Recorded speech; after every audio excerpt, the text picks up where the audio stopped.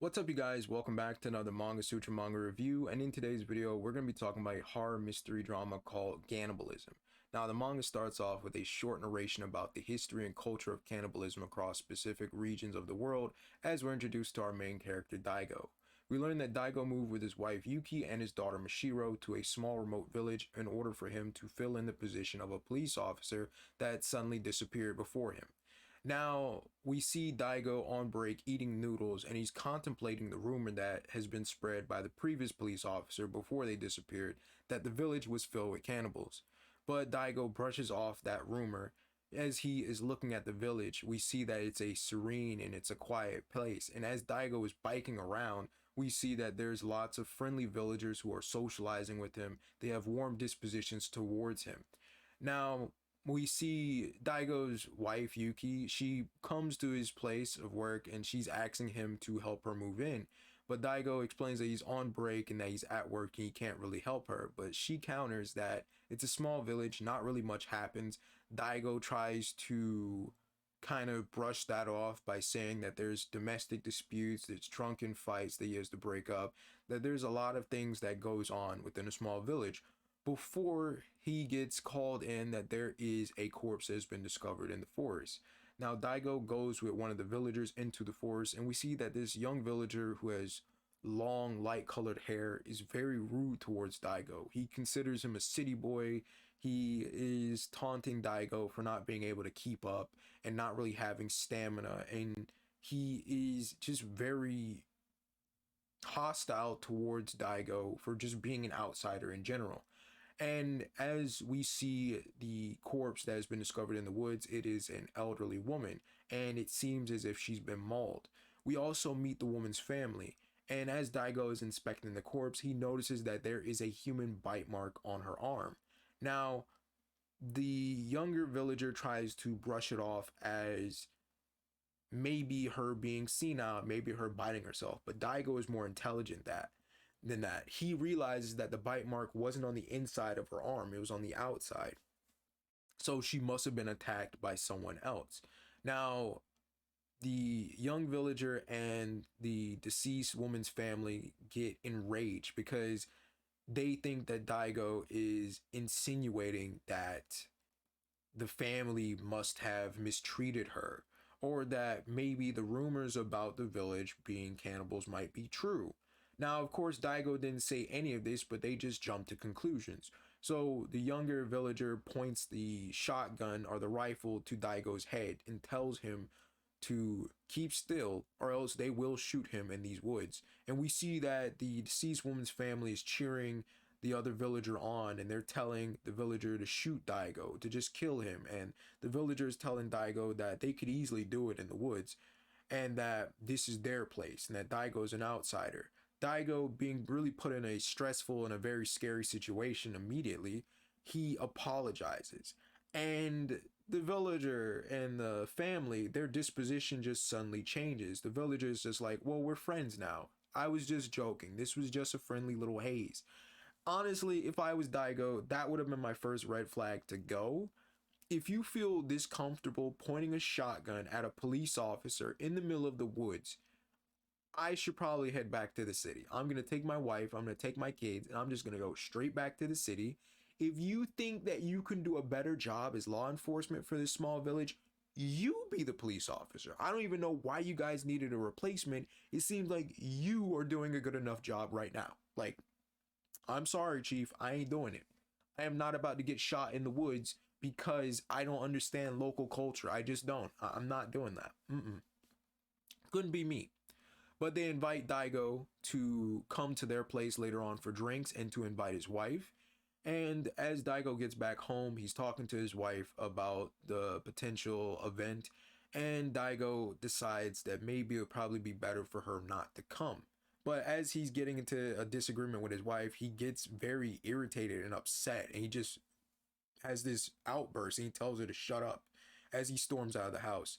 Yuki, his wife, is caught off guard by this outburst and she tells him to shut up in response as he's walking out.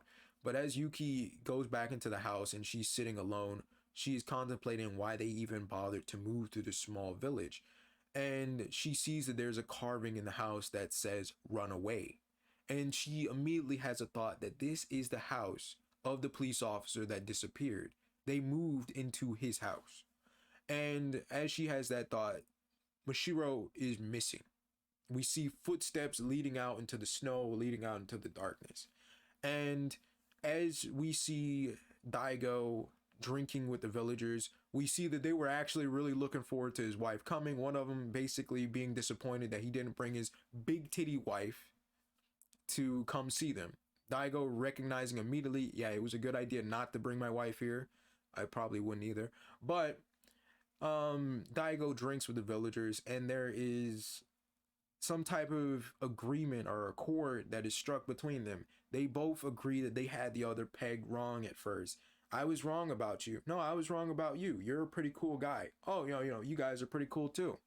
And the villagers are explaining to Daigo that the previous police officer, not only did he run up his own debts with gambling, not only did he fight villagers, but he just looked down on them and he just did not interact with the community at all.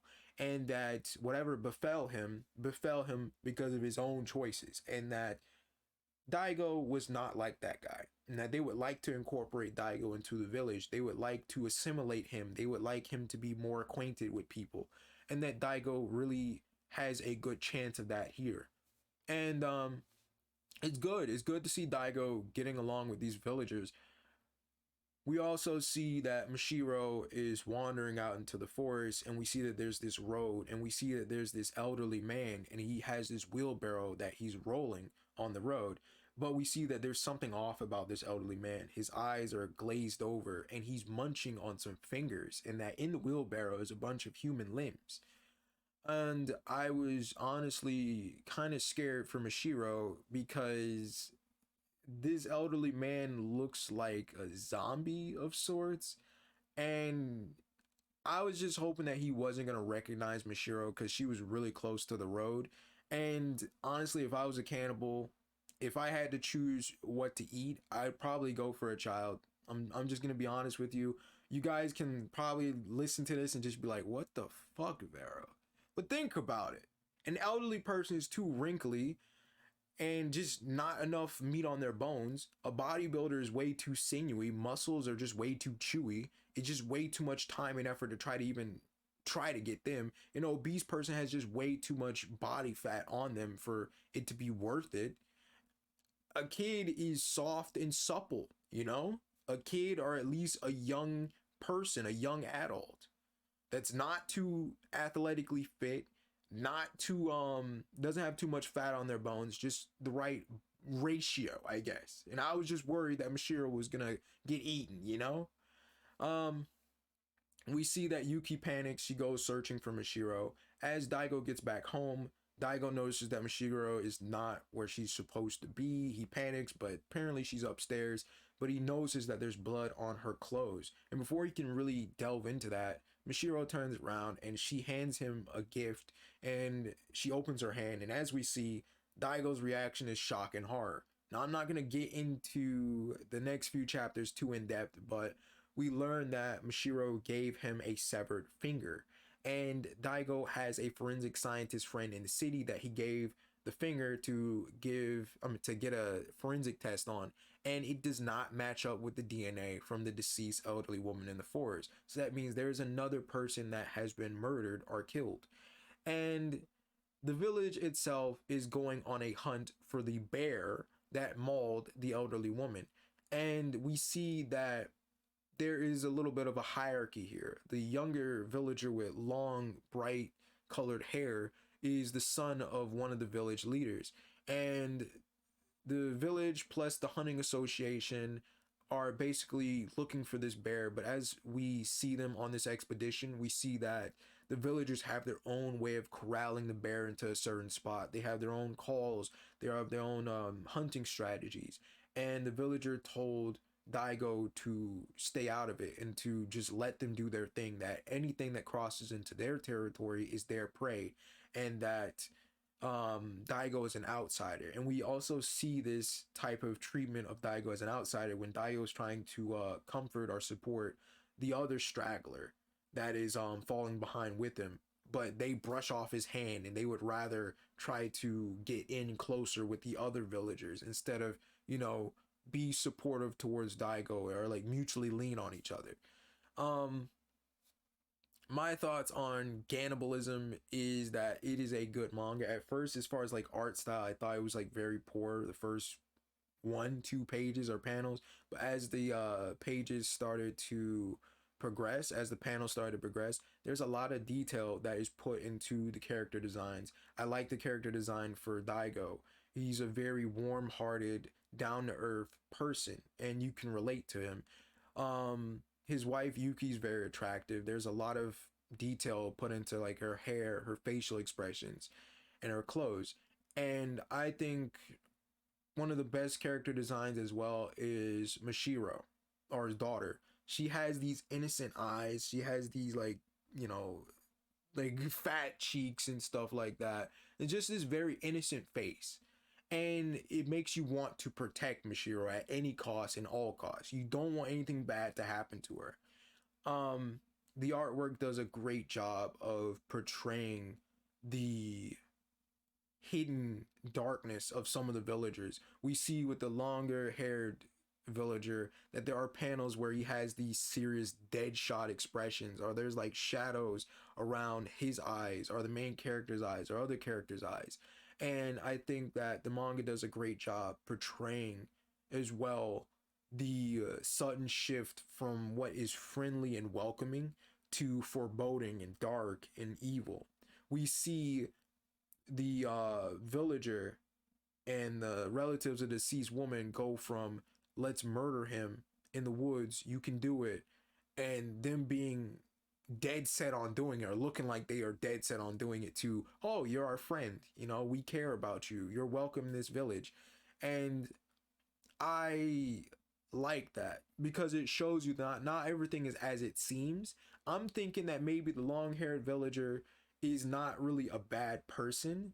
Maybe it's just a red herring, you know? Maybe he's a douchebag and he's an absolute dick, but he's not a cannibal, right? He's not a cannibal. He's not in on the darker parts of this village. You know, he just seems like a complete a-hole, but he's really not. That's what I'm thinking. That's what I'm hoping, right? Plot wise, do I think the entire village is cannibals?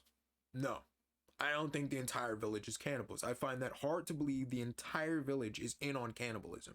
Maybe there's a culture of cannibalism. Maybe there's ritualistic cannibalism that is going down in the village with the older members of the village.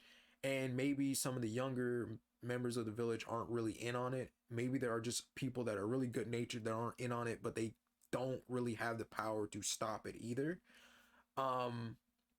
As I've seen from some of like the cover art, and as we've seen in like the first chapter, the elderly man with the wheelbarrow had glazed over eyes. So I'm not sure if this is like some type of zombie, some type of supernatural curse, or if this is some type of virus or whatever. I'm thinking are leaning towards zombies, but if it's not zombies, it's not infections, and it's not like some ritualistic supernatural thing or demonic possession, then I think this goes further into the artwork's credit because it portrays the cannibals as if they're these demonic or zombified people, these absolute inhuman monsters.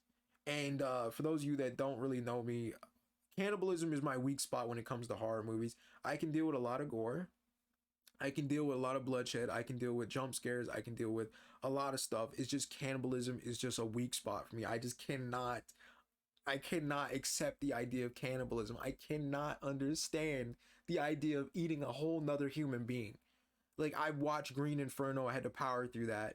There was a TV series called Yellow Jacket where it's these cheerleaders and these athletes, female athletes, they went stranded in like this wilderness, in this Arctic or cold wilderness environment, and they hunted each other to survive.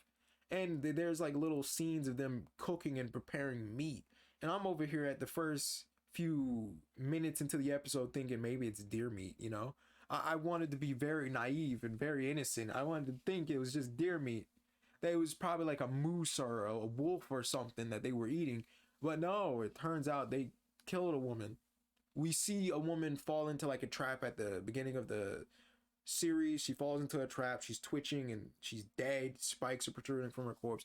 They cooked her up and ate her, and they're wearing these animal furs and masks and stuff like that. I'm just like, I just can't deal with cannibalism. I just can't. But this is a manga worth getting into. I like it. The plot is progressing at a pretty solid pace. It's not going too fast, it's not going too slow.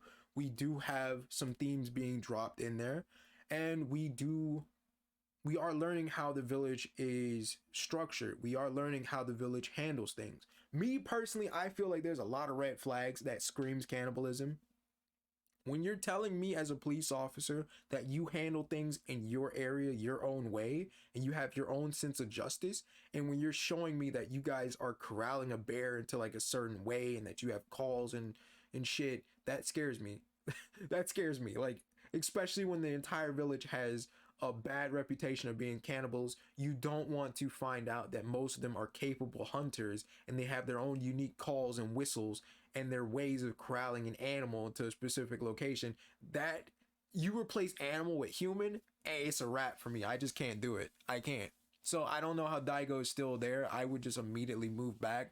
I don't care if I have to pay like some type of fee or whatever, but if my wife has a bad feeling about the place, I'm being obviously threatened and harassed by the villagers, and they're making me feel unwelcome and they making me feel that I am not safe here. I'm probably gonna move back to the city. I don't care what I gotta bite the bullet and deal with. I will just move back to the city. It's not worth possibly losing my daughter. It's not worth possibly losing my wife. I obviously don't want anything to happen to Mashiro. And I don't want anything to happen to Yuki. But it's a horror manga. Things are gonna happen to people. I'm just about 2-3 chapters in, so we'll see. We'll see. I'll probably do another review where I revisit it after reading several more chapters and give more detailed thoughts. But this is my initial review of the manga. It's really good. I do like the artwork. I love the plot. I am going to be invested in this. So I'll see you guys in another manga review video. If you want to show support for the channel, please like, please subscribe. Please tell me what your thoughts are about this manga. Also, we have a super thanks button. If you want to do that, I would appreciate it. If not, that's okay. You can also become a member for 99 cents a month. Bye, guys.